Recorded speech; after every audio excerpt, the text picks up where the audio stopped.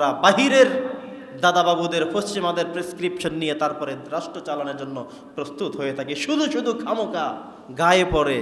অথচ আল্লাহ তাআলা আমাদেরকে এস্টাবলিশ করেছেন, সব দিয়েছেন আমাদেরকে, কিন্তু আমরা কেন যেন নিজের পায়ে দাঁড়াতে জানি না, পারি না। সম্মানিত শুধু তো বলছিলাম ওমর রাদিয়াল্লাহু তাআলা আনহু কার্যকর করে দিয়েছেন, যেটা হতে পারে না।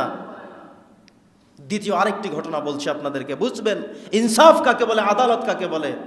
হযরত আমর ইবনুল আস রাদিয়াল্লাহু তাআলা আনহু যখন মিশরের গভর্নর, তিনি দায়িত্ব পালন করছেন রাষ্ট্রপ্রধান হিসেবে, রাষ্ট্রপতি হিসেবে দায়িত্ব পালন করছেন হযরতে আমর ইবনুল আস রাদিয়াল্লাহু তাআলা আনহু। তার একজন পুত্র সন্তান ওই সময়ে মিশরে একটি খেলায় অংশগ্রহণ করেছে, যেই খেলাগুলো জায়েজ, বৈধ, ধরেন দৌড় দিবে সেই পাল্লা, অথবা তীর নিক্ষেপ করবে সেটা, অথবা যে কোনো একটি জায়েজ খেলায় তারা অংশগ্রহণ করলো।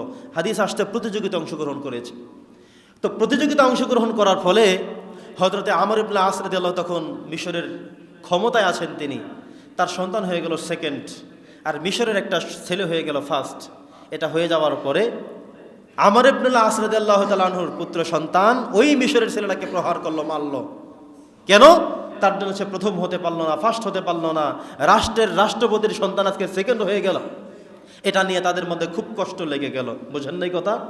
এটা যখন হলো, নবী করিম সাল্লাল্লাহু আলাইহি সাল্লাম এর হাদিস অনুযায়ী হযরত ওমর রাদিয়াল্লাহু তাআলা আনহু বিচার করতে বদ্ধপরিকর।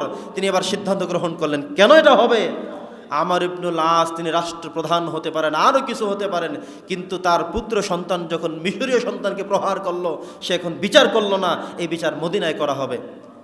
এবার হযরত ওমর রাদিয়াল্লাহু তাআলা আনহু ফরমান জারি করলেন, খবর দিলেন যে আমর ইবনুল আস, তুমি তোমার সন্তান সহ মিশরীয় সেই ছেলে সহ তুমি সেখানে উপস্থাপন করো, আগমন করো মদিনায়, এখানে তাদের জন্য বিচার দায়ের করা হবে।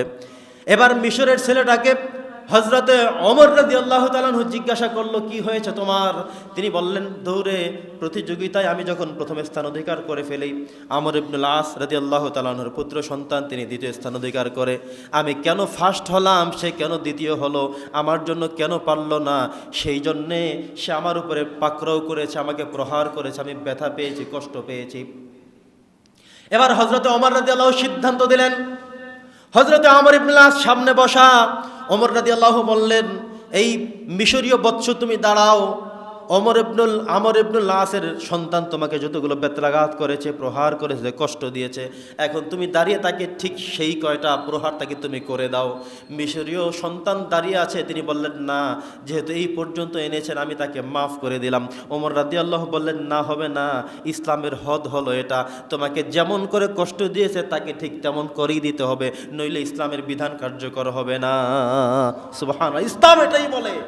কিন্তু আমরা বলি কি, আরে উনি আমার চেয়ারম্যানের ছেলে, উনি আমার মেম্বারের ছেলে, উনি আমার সভাপতির ছেলে, উনি আমার এইটার, উনি তার ভাই, উনি তার এইটা হয় সেটা হয়, এই বলে বলে আমরা অন্যায়গুলোকে ছেড়ে দেই। অথচ কোরআন হাদিস কি শেখায় আমাদের, ইসলাম কি শেখায়? ওমর রাদিয়াল্লাহু বলেন, দাঁড়াও, যতগুলো প্রহার তোমাকে করা হয়েছে সবগুলো প্রহার তুমি এখন করতেই হবে, নইলে ইসলামের হদ বিধান জারি হবে না, কায়েম হবে না, সমাজ অন্ধ থেকে যাবে। ওমর নিজে দাঁড়িয়ে সেখানে দিয়ে তাকে যতগুলো প্রহার করেছে ততগুলো প্রহার তার মাথায়, তার পিঠে সেভাবে দিয়ে দেওয়া হলো। সুবহানাল্লাহ।